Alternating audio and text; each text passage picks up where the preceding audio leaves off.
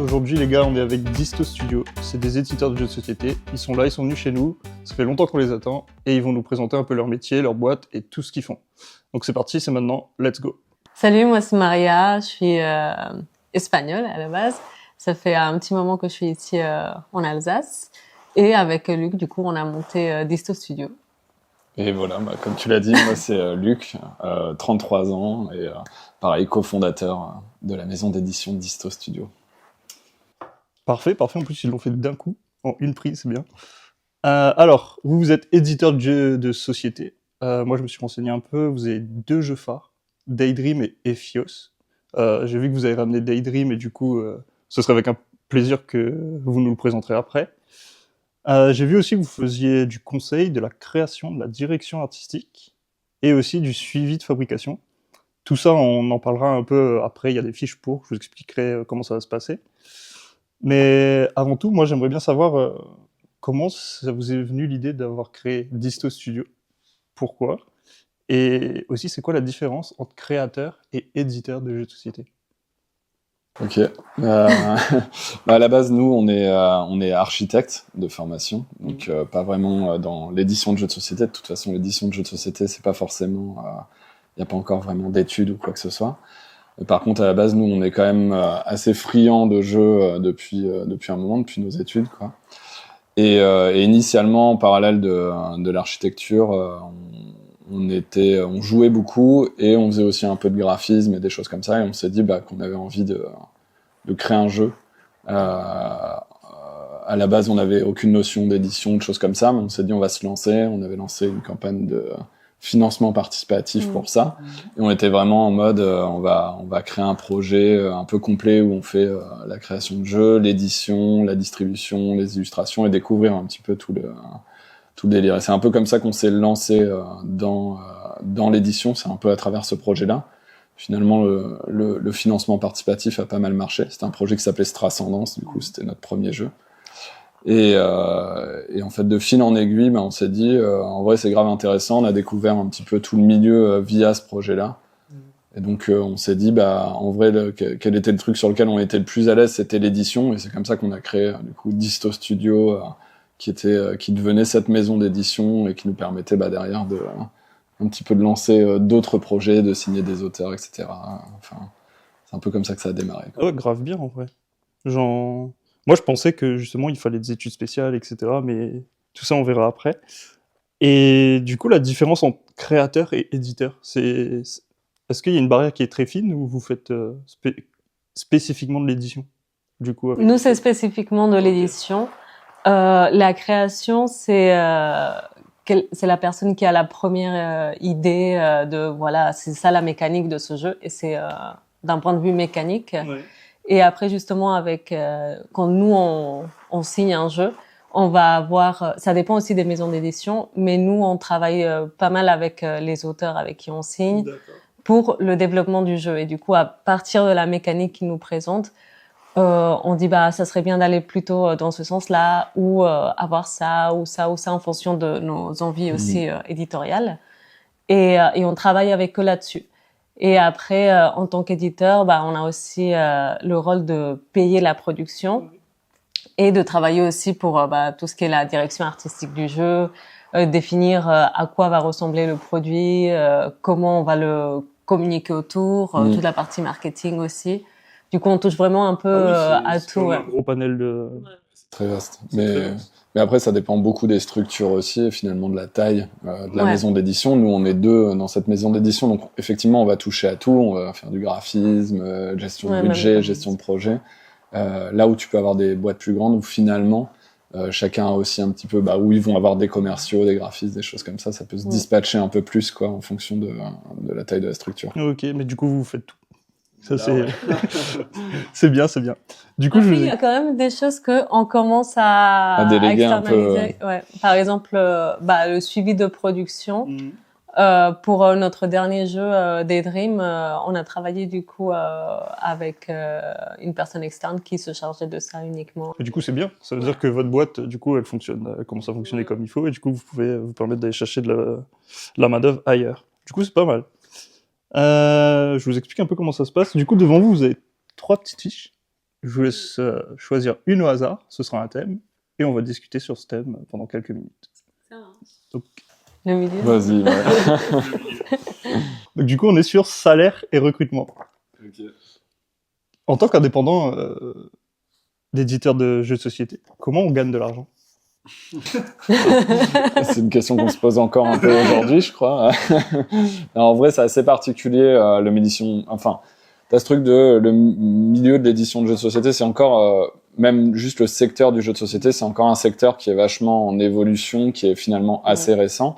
T'as un peu le côté, travailler dans le jeu de société, c'est métier de rêve, mais en vrai, ça reste un secteur, je vais pas dire de niche, parce que ça commence quand même à faire un peu de chiffres et à toucher du grand public, mais c'est pas encore genre le secteur du jeu vidéo, genre de truc où vraiment... Donc aujourd'hui, clairement, quand tu te lances dans le métier de l'édition, c'est compliqué au démarrage de dire vas-y, je vais me payer direct un salaire ou un truc comme ça. Enfin, il y a quelque chose qui est très compliqué parce que finalement, tu as besoin d'installer suffisamment de licences en fait sur le marché pour que ça tourne suffisamment pour pouvoir avoir une stabilité financière. Et nous, encore aujourd'hui, c'est quelque chose qu'on recherche, surtout en tant qu'indépendant, où on est en mode, au début, tu as plus envie de sécuriser la structure, et dès que tu amorces des salaires, tout de suite, ça va très rapidement pomper ta trésorerie et mettre en difficulté ta boîte, surtout quand tu as besoin quand même d'une bonne trésorerie parce que tu as besoin d'assez d'argent pour juste faire fabriquer les jeux, exactement. Donc effectivement, c'est un vrai challenge de se dire comment on se rémunère. Nous aujourd'hui, on se rémunère pas vraiment sur cette activité, même si ça occupe quand même une grosse partie de notre temps.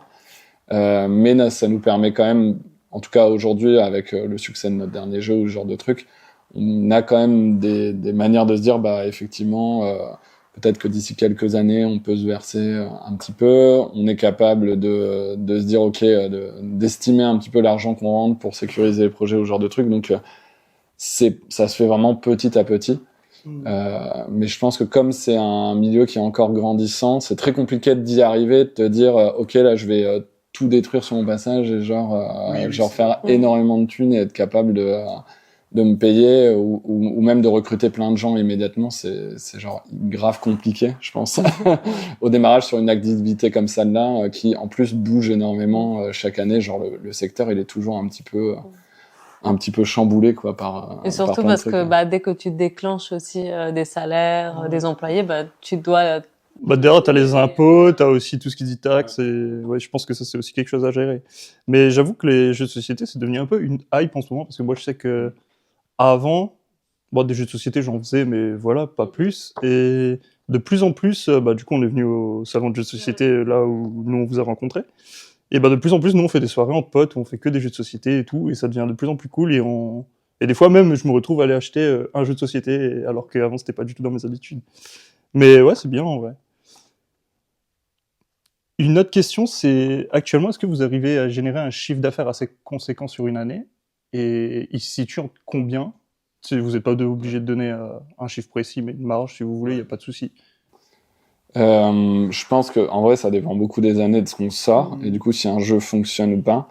Je pense que par exemple, notre chiffre d'affaires de l'année dernière était un peu catastrophique parce qu'on n'avait pas de nouveautés, qu'on traînait...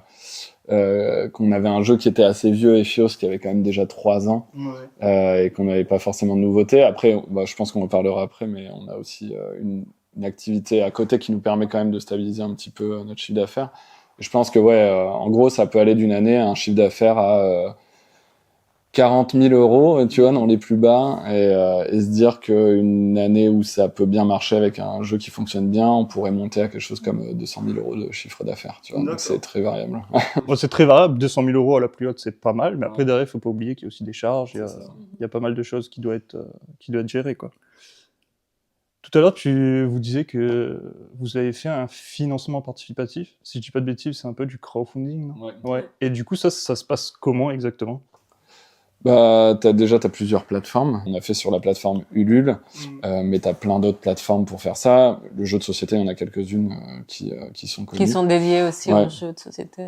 Et c'est vraiment un autre modèle de financement qui est assez intéressant quand t'es éditeur, parce que tu vends en direct aux gens qui ont envie de supporter le projet. Donc c'est pas pareil que quand tu mets sur le marché avec tout ce qui est distribution, boutique, etc. Forcément, c'est un autre canal, et donc je dirais que l'argent que tu récupères dessus est forcément amoindri parce qu'il faut pouvoir payer tous les intervenants. Là, ce qui est intéressant, c'est que pour lancer un projet, le financement participatif, c'est chouette parce que tu vas en direct du coup aux gens, et ça te permet vraiment d'avoir une rentrée d'argent qui te permet derrière de au moins financer ta production, quoi. Ouais. Donc c'est un peu comme ça que nous on voyait ça. Maintenant, on le fait plus. Oui. Parce que on a la trésorerie suffisante pour se dire maintenant on est capable de travailler avec des distributeurs et des boutiques, et on trouve que c'est cool que tout le monde puisse être intégré en fait dans chaque projet, quoi.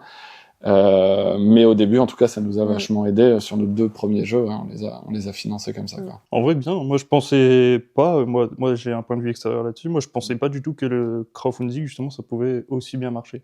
En vrai, vous, c'est bien parce que vous avez pu lancer votre boîte. Du coup, maintenant, vous avez même plus besoin de faire du crowdfunding. Vous avez votre trésorerie. Franchement, c'est top.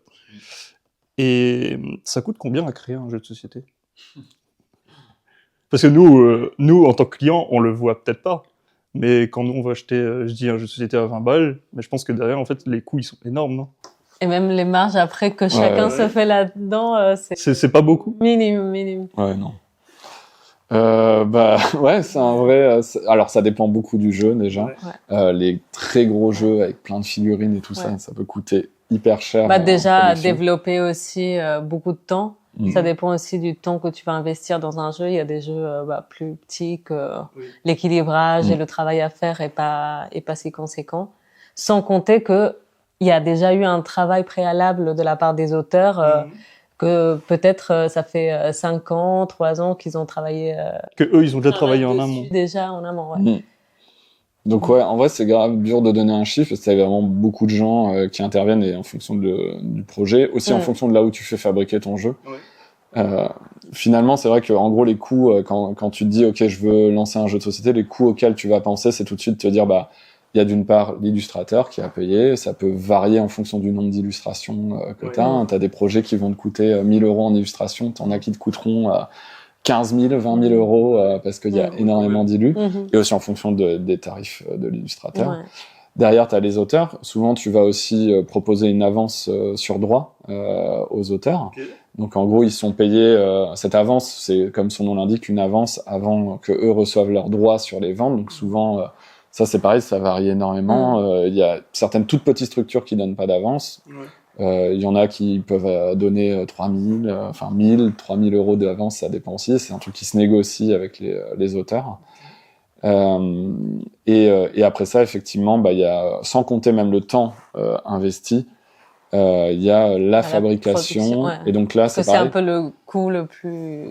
ça dépend des projets. Ça dépend, sur des illustrations, parfois, ça peut être un coût énorme du projet, mais la fabrication, ça dépend des quantités qui sont produites. Souvent, c'est un truc qu'on discute avec notre distributeur en amont, en se disant, voilà le projet, comment on sent par rapport au marché, et du coup, combien on estime être capable de produire. Si je dis une bêtise, si tu produis 3000 boîtes et que, je sais pas, la boîte te coûte 3 € à la prod, tu auras à peu près 9 000, 10 000 € de production, quelque chose comme ça. Maintenant, souvent, c'est un peu l'économie d'échelle, c'est-à-dire que plus tu vas en produire, plus le coût à l'unité va être bas. Et donc, je sais pas si tu crois à fond dans ton projet, que tu fais une première impression à 10 000 exemplaires, que tu arrives derrière à te dire, l'unité, elle vaut 2 €, je sais pas.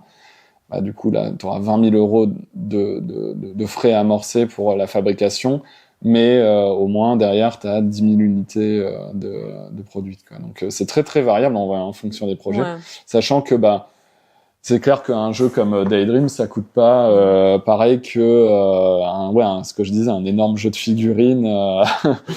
Et il y a des frais aussi à côté de communication, de PLV, de tout ça. Les festivals, notamment, nous on fait beaucoup de festivals. Et les festivals, c'est des coûts de déplacement, de logement, de payer le stand aussi. Et selon les festivals, ça peut être plus ou moins cher. Il y a des festivals comme par exemple le festival de Cannes, que c'est un peu le gros festival en France et même connu un peu à l'international. Les stands peuvent être assez chers. Ça peut être exorbitant. Et c'est fou, hein, parce que juste pour un stand où tu dois exposer quelque chose, les coûts, c'est pas mal exorbitant. Ouais, c'est rarement rentable en vrai, hein, ce genre de Ouais. festival, mais même Ou si... SN aussi, c'est...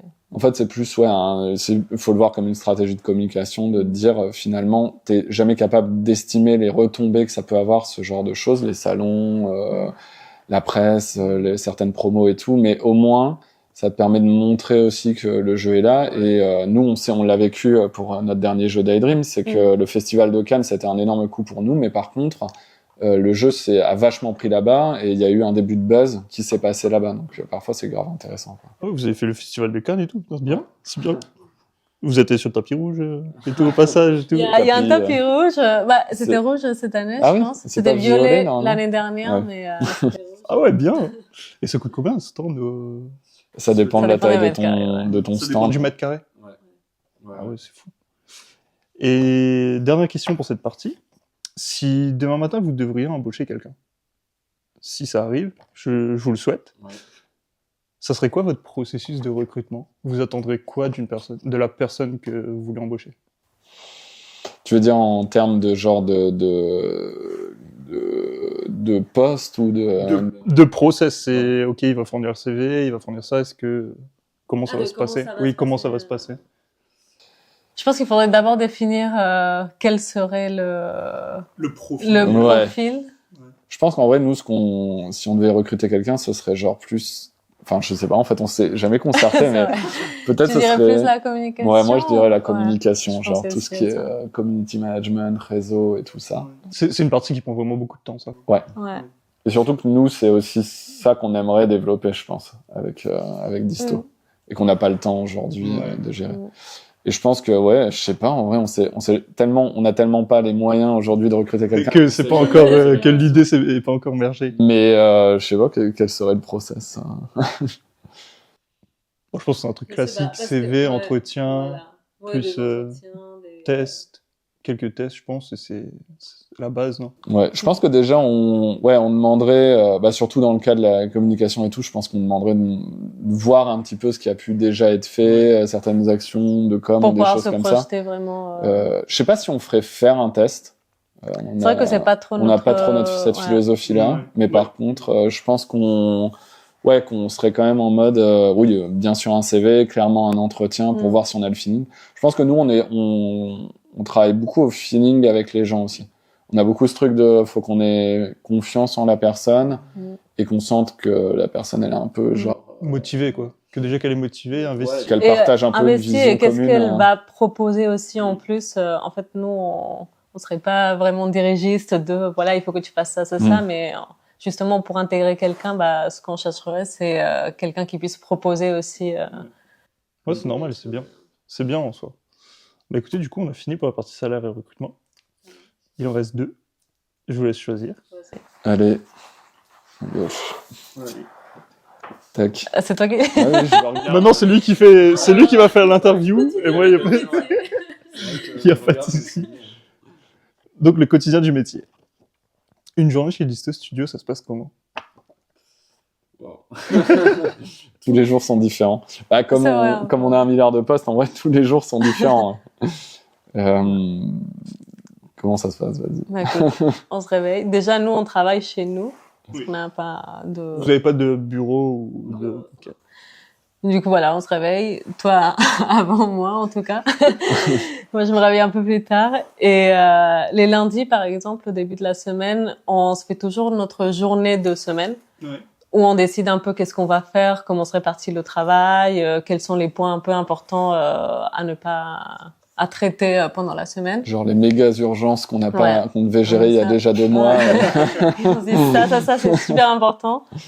Et oui, c'est une réunion qui dure 2 heures. De 3 heures, je pense, la matinée. Mais en vrai, c'est bien parce que vous êtes chez vous, mais vous prenez aussi, vous respectez quand même ce cadre, ok, on est en mode travail, on fait notre réunion, on sait ce qu'il faut faire et tout, parce que je pense qu'il y a des gens, ils ont peut-être du mal à faire la différenciation entre chez eux, un bureau, et du coup, c'est peut-être pas aussi bien organisé, mais en vrai, c'est vraiment pas mal. Je pense qu'il faut aussi justement se mettre ses limites, parce que sinon, ça devient trop compliqué, ou t'as l'impression de vivre dans ton boulot, ou c'est... Après, on a appris, au début, on a appris à être un peu organisé, et faire la part des choses, mais au début, on n'avait pas encore cette méthodologie-là, c'est un truc qui est venu au fur et à mesure. Ça se construit, Oui, ça se construit, c'est normal. Et du coup, une semaine type ou une journée type, ça ressemble à quoi? Parce que vous faites des protos, vous faites des réunions, vous faites des salons. Ouais. Ça doit être un parcours du combattant, c'est pas possible. Ouais, bah, je crois que c'est ça, une journée type, souvent, on sait déjà, du coup, avec notre réunion du lundi, un petit peu qu'est-ce qu'on doit faire chaque jour. Souvent, on a toujours un petit peu d'administratif à gérer. Tu vas avoir 1 heure d'administratif sur un truc, une déclaration à faire, un machin, ou des droits à payer, ou des choses comme ça. Donc souvent, on se dit, on a une petite heure où on va gérer ça. Et après, on part un peu chacun de notre côté. Toi, tu gères beaucoup les mails, ce genre de trucs, voir un petit peu si on est OK par rapport à toutes les échéances de festivals, de choses comme ça.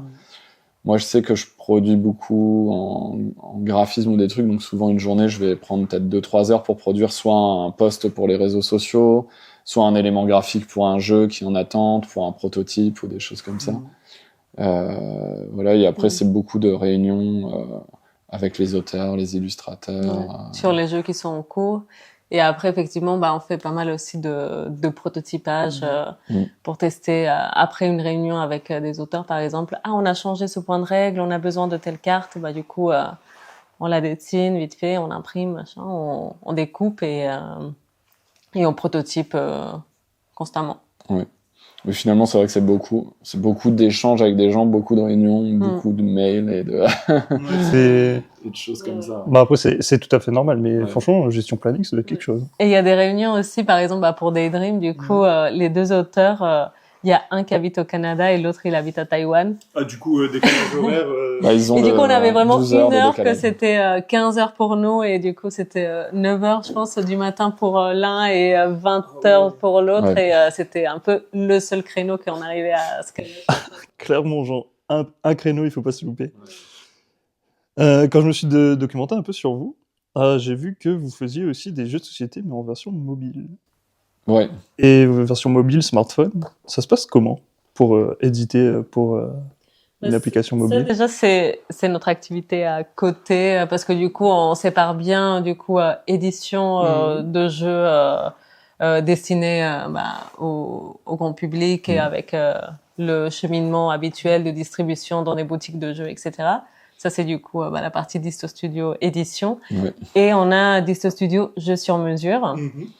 Que c'est un peu de tout, c'est des jeux hybrides, c'est des jeux téléphone, c'est aussi des jeux de société, c'est des jeux de piste, c'est un peu tout ce qui tourne autour du jeu, mais pour des clients spécifiques qui viennent vers nous nous demandant un projet autour du jeu. Et du coup, vous, sur le smartphone, c'est vous qui créez eux, ils vous disent, OK, on a tel jeu de société à faire, et c'est vous qui créez le jeu de société sur le smartphone?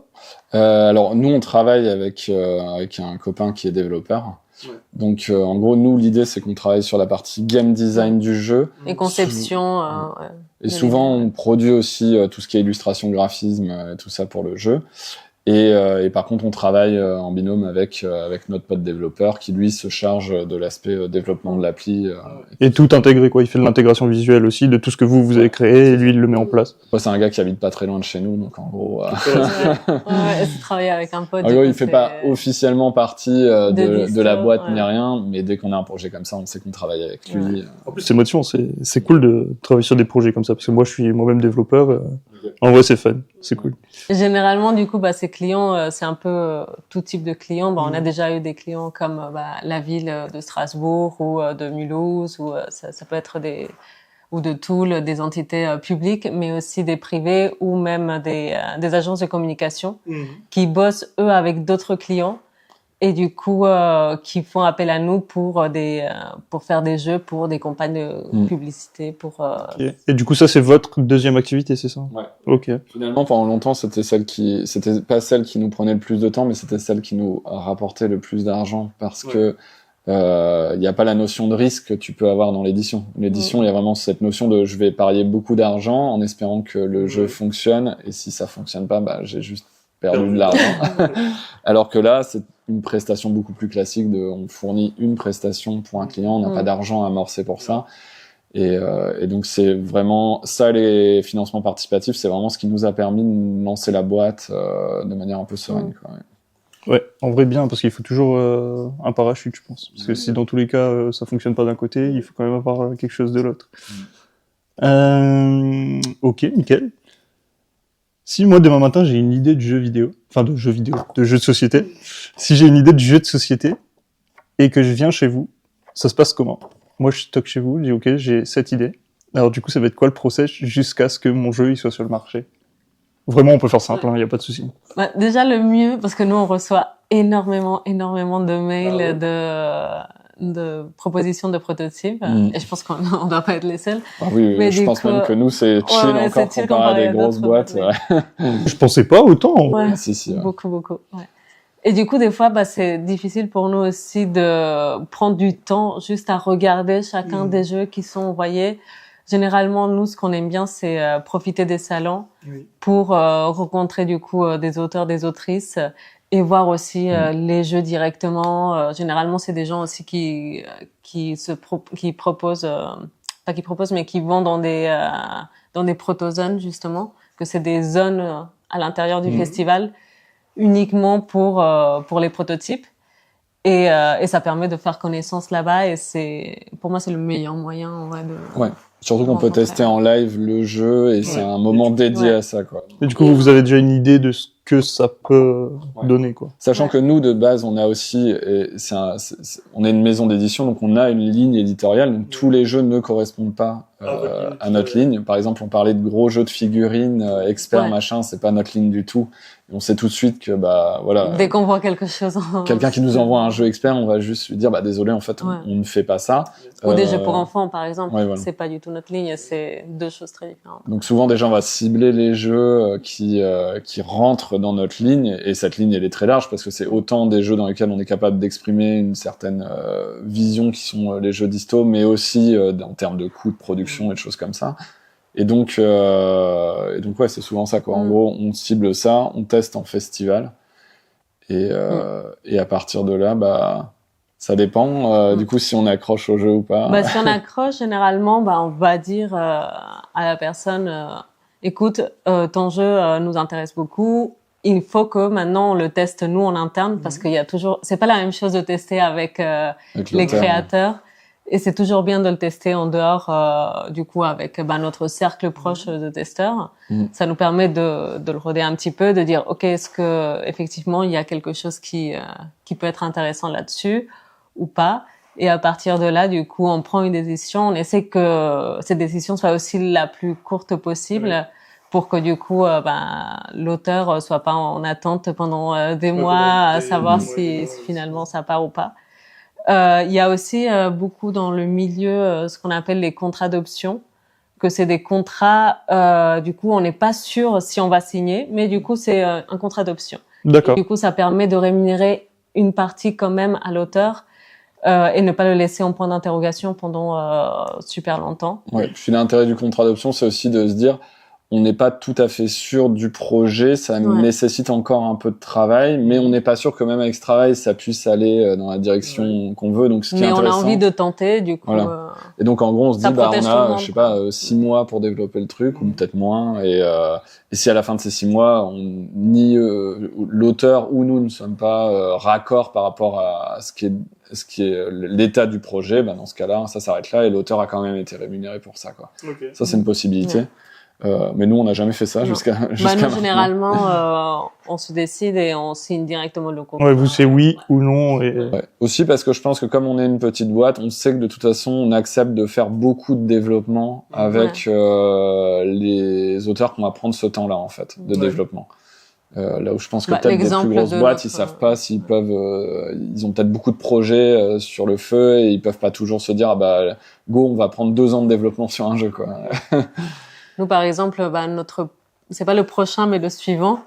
C'est un jeu où ça fait déjà 2 ans. Non, 2 ans, ça fait 2 ans. 3 ans? Deck Adventure? Ouais. Ouais, 2 ans. qu'on travaille dessus. 2 ans, mais du coup, les auteurs, ça fait déjà 5 ans qu'ils bossent dessus, du coup. C'est fou le temps que ça prend pour développer un jeu de société. C'est un projet aussi qui est un peu complexe, et du coup, on a dû rajouter aussi, c'est un jeu qui est narratif. Du coup, le jeu narratif, c'est encore plus dense, et on a rajouté aussi, dans le projet, un scénariste, depuis, un an. Depuis cet été. Cet été, ouais. Donc, Alors, carrément. Est-ce que vous, quand vous voyez justement un projet, quand vous êtes en protozone, etc., est-ce que vous arrivez à savoir si ce jeu, il va fonctionner ou pas? Ou c'est juste du pur aléatoire et vous vous dites, OK, on se lance et... On arrive à capter s'il y a quelque chose de différent ou de quelque chose qui nous interpelle. Mais après, de là à réussir à faire quelque chose avec, on sait... Ça, on sait jamais, quoi. En fait, je pense que c'est possible de capter des signes. Et d'ailleurs, je pense que justement, il faut pas en salon, en festival ou au moment où le jeu est testé, tout de suite se dire ça va être un carton ou quoi. Chaque jeu nécessite qu'on prenne du temps après pour vraiment bien le penser et penser la place qu'il peut occuper sur le marché. Ça nécessite vraiment beaucoup de réflexion. Et je pense qu'il n'y a pas de... Enfin, nous, en tout cas, on n'a pas l'impression de trouver une recette magique, de se dire ça va être une tuerie ou ça va complètement rater. Il y a toujours une part d'aléatoire qui est énorme, en fait. Et je pense que s'il y avait une recette magique, en fait, juste on la reproduirait à l'infini, ça marcherait à chaque fois. Je sais que là, sur Daydream, nous, le jeu a vraiment bien marché, mais on n'avait pas anticipé à ce point-là que ça puisse marcher. Mais par contre, on a quand même réfléchi. Et finalement, ce qui a fait que le jeu a marché, c'est quand même des choses qu'on a pensé avec les auteurs, etc. Après, de là à prédire que ça pourrait fonctionner à ce point, c'est pas possible. Mais il faut quand même travailler le projet pour préparer le terrain et lui donner toutes ses chances. Voilà, c'est ça. Ouais. Mais je pense que on a eu des projets où on s'est dit ça va être. On a eu des projets où on s'est dit ça va être des tueries et tout. Et finalement, on n'a pas eu les projets. Puis des projets sortent et c'est peut-être pas des tueries, ou parfois même ça marche très bien et on s'était dit dommage, on l'a pas eu. Enfin, c'est très variable. Et en fait, il y a un vrai truc aussi, c'est que finalement, un projet, c'est aussi un enchaînement de décisions et une équipe qui travaille dessus. Donc en fait, entre le proto que tu reçois et tout le travail que tu vas faire avec tous les gens que tu vas mettre dessus, parce que quand t'as un proto, t'as peut-être un auteur en face de toi, mais derrière, en fait, il va y avoir l'équipe éditoriale qui va travailler dessus, un illustrateur qui va travailler dessus, puis le distributeur, puis les boutiques. Et en fait, c'est tout ça qui va faire qu'un jeu marche ou pas. C'est pas tout juste, le monde fait son travail. Voilà. Et en fait, tu peux avoir le meilleur jeu du monde, mais si derrière tout le reste des acteurs qui ont participé au projet, ça matchait pas ou je sais pas quoi, en fait, même si le jeu est très bon à la sortie, ça fera un produit qui est pas fou, quoi. Ouais, en vrai, c'est pas juste une personne qui crée un jeu de société, quoi. C'est fou, en fait, c'est bien parce que c'est des trucs que nous, on voit pas. En tant que consommateur, on va juste en magasin, on l'achète et on rentre chez nous, on joue, alors que derrière, il y a un travail monstre. Est-ce que vous avez déjà eu des loupés? C'est le début, donc on n'a pas eu de gros ratages. Je pense pas. Est-ce qu'on a eu des loupés? On a eu non, mais on a appris de certaines erreurs qu'on a pu faire. Je pense notre du coup le deuxième jeu Ephios. À l'époque, on avait aussi cette direction artistique très. On était très en mode, on veut faire des jeux presque un peu punk, un peu en marge de ce qu'on voit habituellement sur le marché du jeu de société, qu'on a essayé de conserver, mais qu'on a essayé d'ouvrir un peu plus. Et donc, c'est vrai que notre jeu Ephios, c'est un jeu qui a bien marché en vrai, et qui a tenu assez longtemps dans le temps. Mais je pense qu'on a aussi appris de certaines erreurs qu'on a pu faire, notamment de se dire, on ne se posait pas assez la question à l'époque mais en fait, quel est le public cible de ce jeu-là? Et donc, en fait, c'était finalement un jeu qui était pas si complexe, mais auquel on a apposé un univers qui pouvait être assez complexe. Donc, c'était pas si facile que ça à placer. On voyait un peu des signaux un peu contradictoires. Ouais. Donc, on a appris, par exemple, de ce genre de choses en se disant, OK, c'est grave important que la mécanique et la direction artistique, je dirais, du jeu coïncident bien. Et ouais, non, je pense que c'est beaucoup là-dessus, en fait, qu'on a appris, quoi. À bien identifier à qui s'adresse le jeu, à bien identifier, à aussi apprendre à écouter les gens qui vont être finalement les consommateurs de ce jeu-là, pas juste faire son truc dans son coin en se disant ça c'est trop bien parce qu'on a cette affinité-là avec peut-être tel univers ou telle chose, mais peut-être que le reste des gens ne l'ont pas. Et donc c'est un truc qu'on a appris aussi beaucoup en festival, à questionner les gens qui viennent tester les prototypes parce qu'on fait souvent tourner nos prototypes en festival, de leur dire qu'est-ce que vous en pensez, qu'est-ce que ça vous évoque, comment vous avez ressenti cette partie ou l'univers ou ce genre de choses.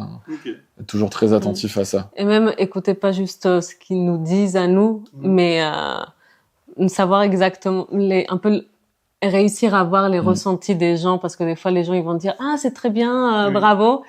Mais si tu vois qu'il n'y a pas eu l'énergie suffisante autour de la table, ou si tu vois qu'ils se trompaient toujours sur ce point de règle en particulier, du coup, ça c'est des signaux qu'il faut être. Vous, ça vous alerte un peu. Ouais, complètement. Et du coup, il faut savoir un peu lire toutes les couches de ce qui se passe. Et après, parallèlement, c'est marrant parce que finalement, là, je citais notre projet Ephios. C'est un projet sur lequel on a appris plein de choses, qu'on a identifié des trucs, mais en même temps, on se rend compte qu'on veut pas non plus trop tout contrôler, parce qu'il y a aussi une part de justement, c'est le côté un peu humain, le côté un peu expression de chacun dans un projet qui fait qu'il y a une espèce d'authenticité. Et finalement, Ephios, si le jeu a bien marché, c'est aussi parce qu'il y a une authenticité. Et je pense qu'il y a finalement eu des erreurs de notre part qui ont pu être faites sur un projet comme Ephios, mais qui limite ont fait aussi que le jeu a réussi à s'installer parce que ça ressemblait à rien de ce qui existait et tout ça. Donc tout contrôler, c'est pas non plus extrêmement bien. Donc c'est vraiment un équilibre un peu curieux. Ça reste un produit artistique, un petit peu le jeu de société, et donc il y a un truc, une part d'inconscient chez la personne qui va s'approprier le projet qu'on peut pas complètement maîtriser. Et c'est ça qui est intéressant aussi avec ces projets, que c'est pas juste des maths qu'on applique à un truc et qu'on sait que ça va fonctionner comme ça, qu'il faut faire le projet comme ça. Oui, voilà, il y a quand même une part d'aléatoire et aussi beaucoup d'analyse qui se fait, ce qui permet aussi d'éviter qu'il n'y a pas de gros loupés. Ouais, et je pense beaucoup d'intuition et de sensibilité aussi, finalement, sur le jeu de société, c'est quelque chose qui avait beaucoup qui a un petit peu cette historique à la base, le jouet, un petit peu, le côté un peu, on le voit avec le Monopoly, ce genre de truc, un peu, mais finalement, aujourd'hui, le jeu de société moderne, il a une dimension beaucoup plus artistique et culturelle que ce qu'il pouvait avoir avant. Et donc, je pense que si on a envie de s'adapter à ce marché tel qu'il est aujourd'hui, on a besoin aussi d'avoir cette sensibilité, ces intuitions, ce genre de choses, qui sont pas des trucs si quantifiables que ça, mais qui sont un peu essentiels, quoi. Et je pense que c'est une grosse part du travail des auteurs, des illustrateurs et des éditeurs. C'est fou, hein. C'est fou parce que moi je pensais c'est juste parce que moi je suis très matheux. Je pensais que c'était que des analyses, ok, on regarde, on voit ça marche, on fait des benchmarks et tout, et du coup avec ça. Tu peux, mais même je pense qu'il y a beaucoup de boîtes qui le font de plus en plus, mais il n'y a pas que ça. Mais... il y a pas que ça. D'ailleurs, il faut aussi le feeling, le ressenti, comme tu le disais, et après, ça va tout seul, quoi. Ok. Du coup, il me reste une carte. C'est formation et compétences. Du coup, moi, j'aimerais bien savoir votre parcours scolaire à tous les deux, si c'est possible, parce que nous, on s'est un peu rendu compte que, par exemple, les gens qu'on interviewait, leur parcours scolaire correspondait pas forcément à leur métier, et ça, c'est bien, tu vois, c'est quelque chose de bien parce que on n'est pas cantonné à être dans une case, à faire ce que l'école nous apprend. Et ça, c'est vraiment des choses que je trouve bien. Du coup, je vous laisse la parole là-dessus. Du coup, on a des parcours qui sont quand même assez proches, mais moi j'ai étudié au lycée français de Madrid, du coup. Du coup, je parle français depuis un petit moment.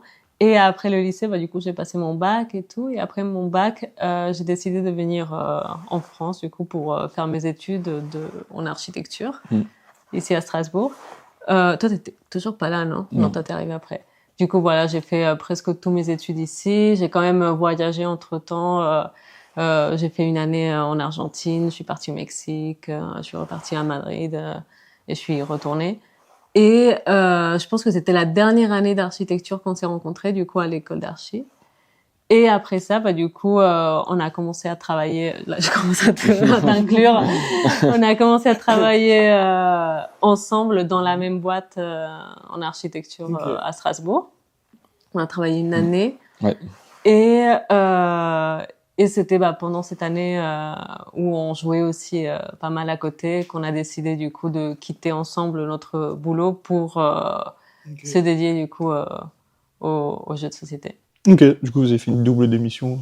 Ouais, enfin c'était pas une démission, notre contrat, c'était un CDD, ça s'arrêtait. Fin de contrat, ouais.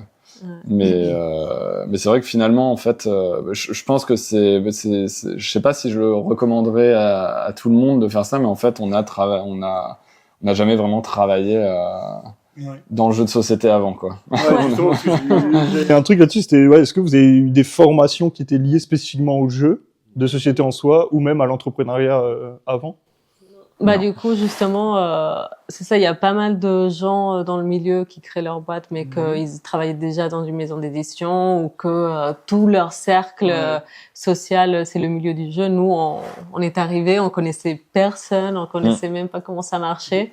On était là et d'ailleurs, notre seul référent comme ça, c'était, par exemple, la boutique Philibert, parce qu'on disait, c'est la boutique de Strasbourg de jeux. Du coup, on va les appeler, on va voir, mais on sait même pas qui sont dans le milieu et ce qui n'était pas forcément non plus le meilleur move qui soit. Hein. Finalement, moi, je trouve que faire peut-être quelques années dans une plus grosse maison d'édition et tout, ça aurait été hyper intéressant parce que nous, on était vraiment en mode, fallait tout apprendre, se créer un réseau. Enfin, c'était un peu particulier, quoi. Surtout se créer un réseau, c'est le plus difficile, non? C'est difficile de zéro. Ouais. Très difficile. Alors que par exemple, les festivals et tout ça, ça aide quand même parce que c'est les moments justement où on va commencer à croiser des gens et au final, tu croises tout le temps les mêmes personnes en festival. Et mais du coup, c'est un peu compliqué. Après, je pense que nous, quand on est arrivé là aussi, en 5 ans, on a vu le milieu tellement évoluer. Ouais. Et encore, nous, on est arrivé, il y avait déjà cette hype du jeu de société. Mais en 5 ans, ça s'est professionnalisé à fond. Et je me rends pas compte à quel point maintenant il y a des formations pour devenir éditeur. Je pense qu'il commence à y avoir, surtout aussi même des formations pour être ludothécaire, il commence à avoir plein de petites formations comme ça. Donc en fait, c'est des petites briques qui vont faire qu'au final, ils auront que les gens auront plus de compétences pour faire justement éditeur. Mais comme tu le disais, ou comme vous le disiez, c'est que vous touchez à tout et du coup, c'est pas que une compétence particulière, quoi. C'est vraiment un vaste panel de... Après, finalement, il y a ce truc de... Nous, tout notre entourage d'éditeurs, les autres éditeurs qu'on connaît, en fait, je pense qu'on a aucun qui a fait... Si, on a une amie qui, elle, a fait une formation dans l'édition de livres. Et ça, je pense que ça peut aider, tu vois. Parce qu'il y a quand même des choses... de l'édition du livre À mon avis, ça, c'est une formation qui peut aider pour devenir éditeur parce qu'il y a des passerelles à trouver. Enfin, il y a quand même quelques similarités. C'est pas le même marché, mais il y a des similarités. Mais sinon, tout le reste de nos amis qui sont éditeurs, c'était soit des développeurs web ou des profs. Il y a beaucoup de profs. Pas plus dans les auteurs que dans les éditeurs. Ouais, c'est plus dans les auteurs ou des ingénieurs aussi dans les. Après ou des commerciaux, des choses comme ça. Enfin, c'est commerce, je pense, c'est intéressant aussi en vrai, surtout aujourd'hui où tu te rends compte que comme ça se professionnalise beaucoup, en fait, beaucoup de boîtes recherchent beaucoup de maisons d'édition recherchent des commerciaux pour. Donc. Et s'il y a une compétence, parce que vous m'avez dit que vous avez appris pas mal de choses sur le tas. S'il y a une seule compétence que vous devrez retenir sur ce que vous avez appris sur le tas, ce serait laquelle? Ce serait quoi? Un truc que vous saviez pas du tout au départ et que vous avez dû apprendre. Moi, je pense que la gestion humaine, non? Gérer des humains, c'est pas si simple. En tout cas, je pense que on s'est jamais dit en se lançant là-dedans, il va y avoir de la gestion humaine et ça va pas être facile et du coup, je pense que c'est le truc qu'on a appris et qui était pas inné à la base. Et mais après c'est grave intéressant et nous on a eu la chance de quand même travailler avec toujours des gens hyper bienveillants et tout. Donc ça s'est toujours bien passé, quoi. Ça s'est toujours bien passé, mais tu te rends quand même compte que t'as intérêt à être ce qu'on disait tout à l'heure, quoi, de bien matcher avec les gens avec qui tu travailles parce que t'es quand même très lié à eux sur tous les projets. Et qu'il suffit que ça se passe mal avec une personne pour que le projet parte un peu mal. Donc, et surtout parce que dans un projet, comme c'est assez long, le développement aussi, il y a des hauts et des bas un peu. Et, il y a de l'impatience aussi parfois, non? Ou même de se dire... en fait, ça marche beaucoup par itération, le travail sur un jeu de société. C'est qu'il y a un truc qui marche pas, on va le refaire et retester. Et donc parfois, les gens peuvent aussi se décourager quand ça fait 2 ans que tu développes un jeu. Et justement, est-ce qu'au bout d'un moment, vous saviez dire stop? Vous savez dire stop si, par exemple, vous voyez qu'au bout de 2 ans, vous êtes en train d'itérer de nouveau sur le même projet Est-ce qu'il y a des gens qui se disent, ok, c'est stop, et maintenant on passe à autre chose ou... Je pense qu'il faudrait qu'on apprenne à mieux le faire. Ouais. Mais au bout d'un moment, on dit stop parce que de toute façon, on a un planning qu'il faut être capable de gérer. Après, nous, on sort très peu de jeux. Là, maintenant, on essaie de se dire un jeu par an. Ce qui nous permet quand même de bosser au moins 2 ans sur le jeu. Un jeu, du coup, côté édition. Ouais. Oui.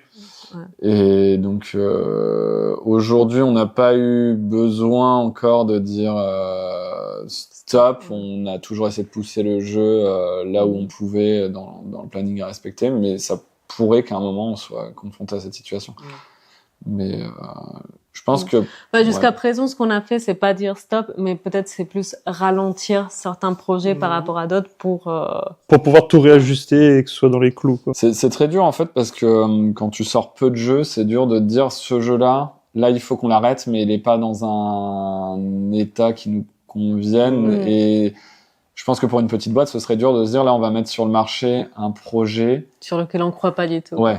Et donc, on aura dépensé 2 ans de travail dessus, plus énormément d'argent pour la com et tout ça. Mais peut-être qu'un jour, on sera confronté à ça. Bon, je vous le souhaite pas, mais s'il y avait une seule compétence que vous auriez aimé avoir avant de vous lancer là-dedans, ce serait laquelle? La com. Ouais, non? La com, moi je dirais plus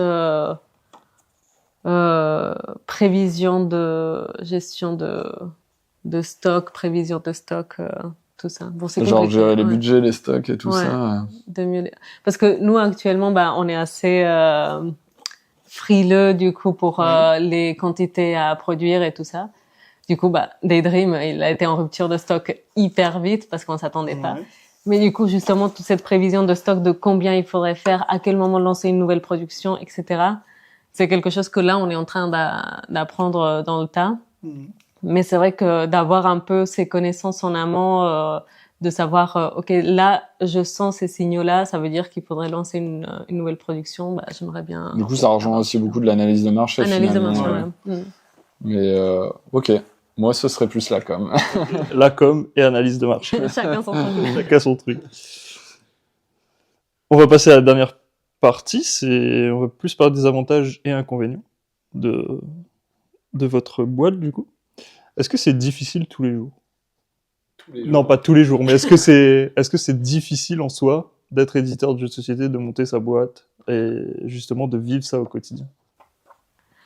Je pense que, par exemple, le fait qu'on soit à 2, ça aide beaucoup d'être en équipe. Je pense que quelqu'un qui est tout seul, il faut vraiment avoir une force assez conséquente de dire, bon, allez, j'y vais petit à petit, c'est pas tout de suite que je vais voir les résultats, mais je continue. Ça peut être décourageant pour certaines personnes.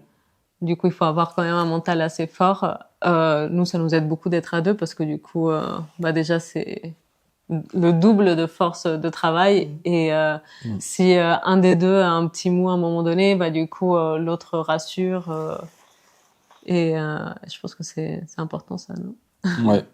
Oui, c'est pas facile tous les jours d'être éditeur. C'est beaucoup de travail et c'est dur de se faire une place dans un marché qui est quand même très saturé, très saturé. Et je pense qu'il faut un peu d'abnégation, mais c'est quand même une chance folle. Enfin, régulièrement, on se dit quand même que c'est une chance folle de pouvoir travailler dans un métier qui nous passionne autant, quoi. Donc, je trouve que finalement, ça nous aide parfois à nous dire c'est pas simple, on gagne pas beaucoup d'argent, mais on a quand même la chance de travailler dans un truc où on fait jamais la même chose, où c'est méga créatif.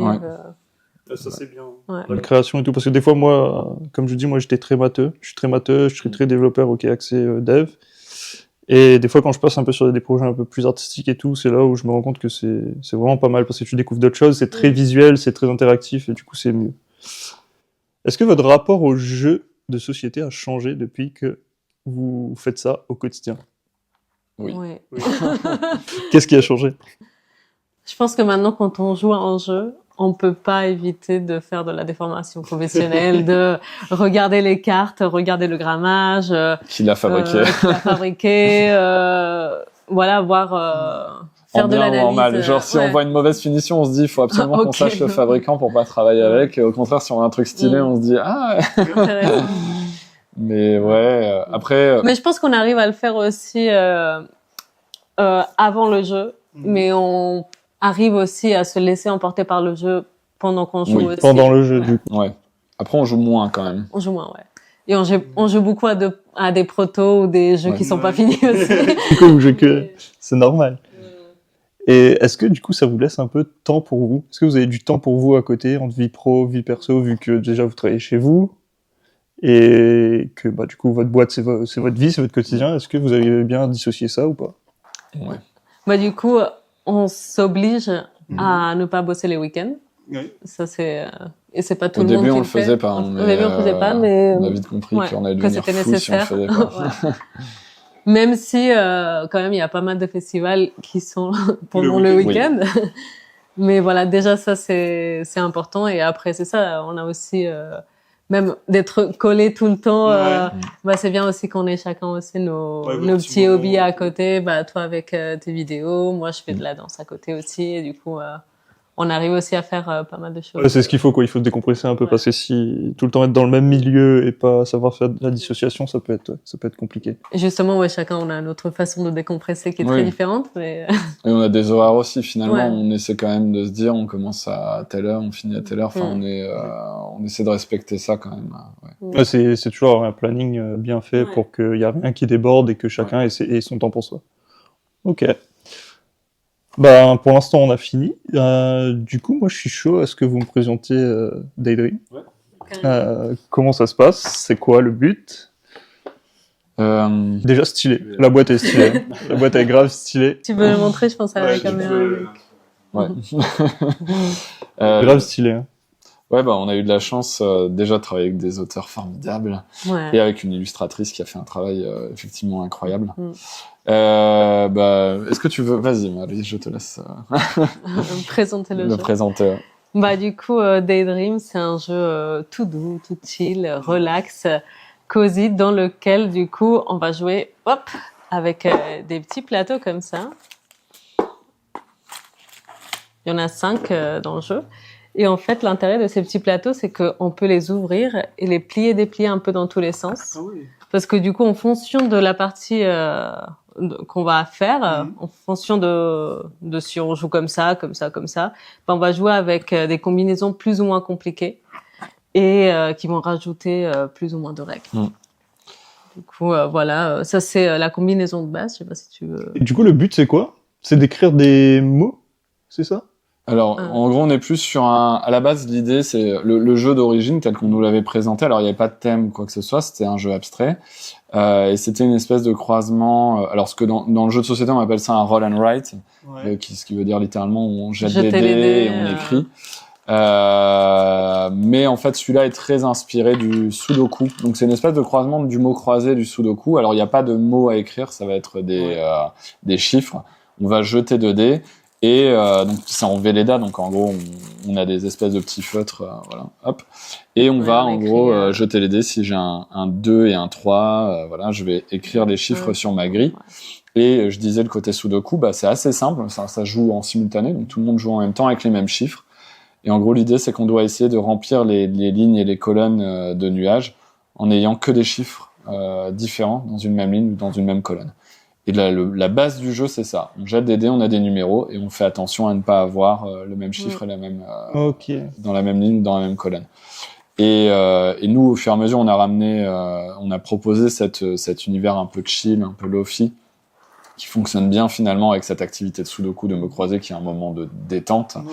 Et l'idée, c'était de se dire, on a quand même un format qui est un peu transportable avec ce paravent, qui permet d'avoir plein de grilles différentes, un peu comme si j'avais mon carnet de Sudoku, mais qui tiendrait sur ça, quoi. Et à chaque fois qu'on va débiller, il y a une règle supplémentaire qui va se rajouter et qui va permettre de complexifier un petit peu la partie, quoi.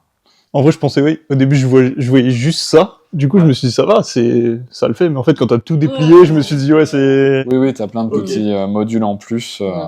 C'est ça qui est cool, c'est que tu peux y jouer un peu avec tout le monde, parce qu'en fait, si t'as juste envie de jouer avec tes parents qui ont pas trop envie de se prendre la tête, qui jouent peu, bah ce système-là, il est hyper simple. Et pour des joueurs qui ont l'habitude de ces fameux roll and write, et ben effectivement, ils vont aller chercher des grilles complexes qui vont leur prendre 30 minutes et sur lesquelles il y a de quoi se casser un peu plus la tête. Quoi. Ok, c'est stylé. Ouais. Mais franchement, le design et tout, c'est clean. Ouais, moi j'aime beaucoup. On l'a pas dit, mais du coup, c'est un jeu de Anthony Perron et Benoît Turpin. Et ça a été illustré par Mémé Candia, qui a fait effectivement un très beau travail. Okay. Franchement, stylé. Yes. Parce que moi, je me souviens, oui, que au salon où on s'était rencontrés, bah, justement, je sais que tout de suite, le visuel, ça m'avait attiré. J'ai dit, ok, on veut bien le tester. Et franchement, c'est pas mal. Hein. Les gars, je vous le conseille. Si vous voulez passer des soirées tranquilles et chill, n'hésitez pas. Du coup, avant de terminer le podcast, il me reste juste un petit quiz à vous proposer. C'est juste un petit quiz où il y aura des réponses par oui, par non ou joker, où il y aura juste 6 petites questions. Est-ce que vous êtes prêts? Ouais, on répond à tour de rôle. Oui, vous pouvez répondre à tour de rôle. Ou... Du coup, est-ce que vous jouez souvent aux jeux de société? Oui. Bon, souvent, ça dépend de c'est quoi souvent. Mais oui. Pourquoi tu réponds pas? Non, oui. Ah. Est-ce qu'on vous a déjà volé du matériel pendant un salon? Oui. Oui. Est-ce que dans 10 ans, vous feriez toujours ce métier? Oui, j'espère. Est-ce que vous vous êtes déjà inspiré d'autres jeux de société qui existent? Oui, je pense que tu t'inspires toujours. Après, c'est plus aux auteurs de répondre à ça, parce que finalement, nous, on signe un jeu qui existe déjà. Est-ce que vous avez déjà bossé sur un concept ou un jeu que vous n'aimiez pas? Non. Est-ce que vous avez toujours envie de jouer au jeu que vous avez édité? Oui. Oui. Ok. C'est pas le cas de tous les éditeurs. Ouais. Mais c'est vrai que c'est... Écoutez, merci beaucoup. On est à la fin de ce podcast. On peut vous retrouver où? Sur les réseaux? Vous avez quoi? Vous avez un Insta, TikTok? Ouais, alors principalement sur Insta, je pense. Ouais. Sur Disto Studio, sur Instagram, c'est là où on communique le plus. Ok. Ou sur Facebook. Pour les plus vieux. Ça existe encore. Ouais. Écoutez, en tout cas, merci beaucoup d'être venu chez nous dans le canapé des métiers. C'était très cool. Moi, j'ai appris pas mal de choses. J'espère que vous aussi, vous avez appris pas mal de choses. En tout cas, les gars, merci d'avoir suivi cette vidéo avec nous. Franchement, n'hésitez pas. Si vous avez des idées de jeux de société à créer, vous pouvez y aller les yeux fermés. Disto Studio, c'est vraiment clean, c'est vraiment cool. Moi, je suis allé vérifier leur travail, c'est vraiment pas mal du tout. Vous aurez tout leur réseau dans la description, il y aura tout ce qu'il faut. Comme d'habitude, vous connaissez la musique. Le podcast, il sera dispo en audio, en vidéo. Laissez les commentaires, abonnez-vous, les petits likes aussi, ça fait plaisir. Et je vous dis à très vite pour une prochaine vidéo. Bisous, bye.